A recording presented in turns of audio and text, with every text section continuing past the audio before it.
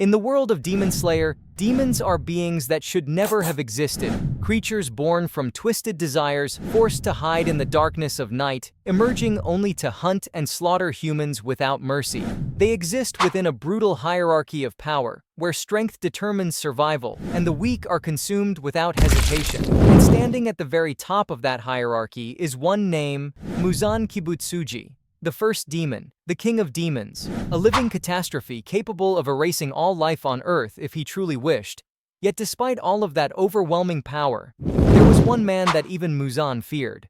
A man so terrifying in strength that Muzan abandoned confrontation entirely, choosing instead to hide for decades, waiting for time itself to kill him. That man was Yoriichi Tsugikuni, not a hero blessed by the sun, but the sun given human form. Child born against the world, Yoriichi Tsugikuni was born during Japan's Sengoku era, a time defined by endless war, bloodshed, and despair. He was born alongside his twin brother, Michikatsu Tsugikuni. In that era, twins were believed to be an omen of disaster, and Yoriichi's birth was considered far worse. On his forehead was a strange mark, what would later be known as the Demon Slayer mark. To his father, this mark was proof that Yoriichi was cursed, so much so that he declared the child should be killed immediately. Only the desperate rage of their mother saved Yoriichi's life. Eventually, a compromise was reached. Yoriichi would be allowed to live, but once he turned 10, he would be sent away to a temple to become a monk, never to return. A life of silence. From that moment on, Yoriichi lived a life of quiet isolation. He was given inferior food, inferior education, and confined to a small empty room away from the rest of the household. He never spoke. Because of this, everyone assumed Yoriichi was deaf. But the truth was far more unsettling. Yoriichi perceived the world in a way no one else could. He could see through living beings, their muscles, blood flow, organs, even the subtle expansion of lungs before movement. Even as a child, he knew his mother was dying. He understood her illness. He knew her left side was slowly failing. Without saying a word, Yoriichi stayed by her side, quietly supporting her, helping her walk, and easing her suffering whenever he could. Michikatsu saw his younger brother as pitiful, yet he also cared deeply for him.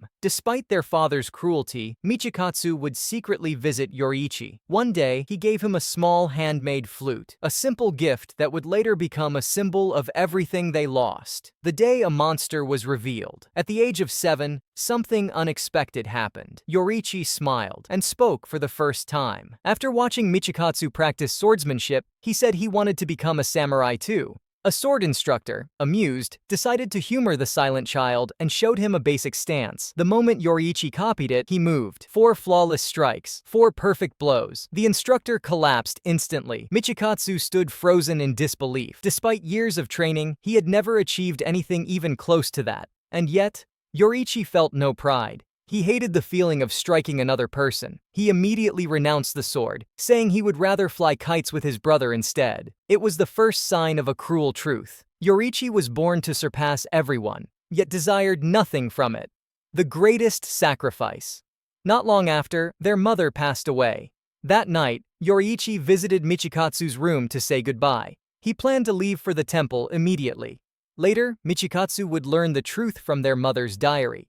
Yoriichi had known everything. He knew their father planned to make him the heir. He knew Michikatsu would be sent away instead. So Yoriichi ran. He sacrificed his future, his home, his family, all to protect his brother. But instead of gratitude, this act planted a deep, irreversible seed of envy within Michikatsu's heart. A brief moment of happiness. After running through the mountains for an entire day and night without rest, Yoriichi encountered a girl named Uta. Her entire family had been slaughtered by demons. 2 broken souls found comfort in one another. They lived together, they married, and eventually, Uta became pregnant.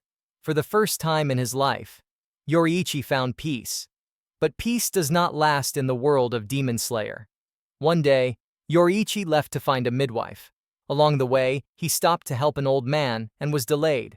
When he returned home, Uta and their unborn child were dead, murdered by a demon. Yoriichi held her body in his arms for 10 full days. He did not eat. He did not sleep.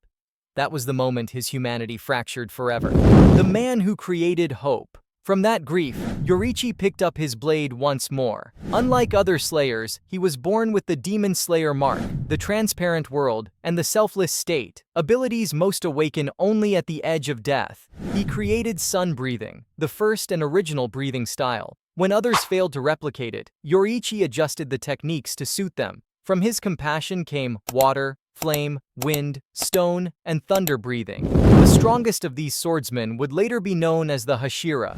Ironically, the very hope Yoriichi gave the world became the source of his greatest tragedy. Brothers divided by the moon. Michikatsu tried to learn sun breathing and failed. That failure consumed him. Unable to accept a world where his younger brother stood infinitely above him, Michikatsu created moon breathing. Eventually, he chose immortality over dignity. He became a demon, Kokushibo, upper rank 1. The day Muzan met death. Yoriichi eventually encountered Muzan Kibutsuji. Through the transparent world, he saw the truth. 7 hearts, 5 brains, constantly shifting. In a single perfected motion, Yoriichi unleashed a technique that destroyed all of them at once. Muzan's regeneration failed. For the first time in history, the king of demons felt fear. In desperation, Muzan exploded his body into 1,800 fragments of flesh.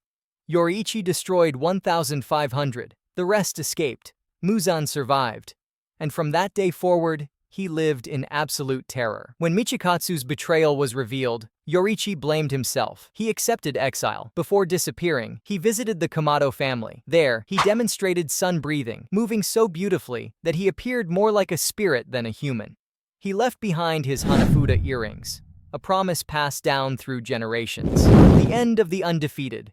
Despite the mark's curse, Yoriichi lived into his 80s, blind, yet still untouchable. On the final day of his life, he faced Kokushibo. In a single motion, Yoriichi severed his brother's neck before he could draw his blade.